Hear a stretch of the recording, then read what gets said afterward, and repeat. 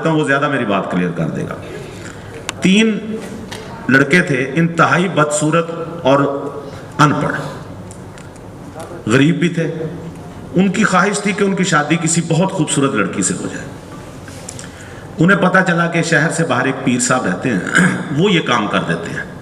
वो उनके पास पहुंचे और कहने लगे, पीर साहब हम चाहते हैं कि हमारी शादी किसी खूबसूरत और पढ़ी लिखी लड़की से हो, लेकिन हम बदसूरत हैं, हम अनपढ़ हैं, लड़की हमें खूबसूरत और पढ़ी लिखी चाहिए।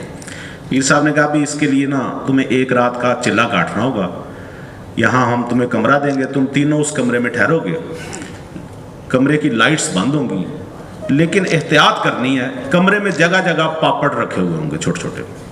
अगर किसी का पैर उस पापड़ पे आ गया, फिर उसकी शादी एक बदसूरत लड़की से होगी और अनपढ़ से होगी। लेकिन अगर किसी का पैर पापड़ से बच गया सारी रात, फिर उसे खूबसूरत और पढ़ी लिखी लड़की अता होगी। इन्होंने एक रात गुजारी। रात के 2 बजे साहब उठे, कमर सीधी करने, उनका पैर पापड़ पे आ गया। वो उनके कारिंदे आए, पीर साहब कहने लगे, जी आप तो निकल जाए। दूसरे दोस्त बड़ी एहतियात कर रहे थे, वो थोड़ी देर बाद वो भी उठे, कहीं उनका पैर भी पापड़ पे आ गया, वो भी निकल गए।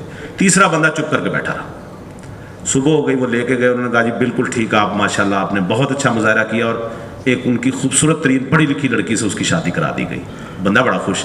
शादी की पहली रात उसने वाइफ से पूछा, कहने लगा, भाई तुम्हारी पीर साहब से कैसे मुलाकात हुई? कहने लगी, मैं भी अपनी शादी मेरी नहीं हो रही थी, तो मैं इसी सिलसिले में आई थी। मुझे चाहिए था खूबसूरत और ज़हीन खामद चाहिए था। तो हम 3 सहेलियों को भी पीर साहब ने एक कमरे में बंद किया, अंधेरे कमरे में। तो पहली रात ही मेरा पैर पापड़ पे आ गया।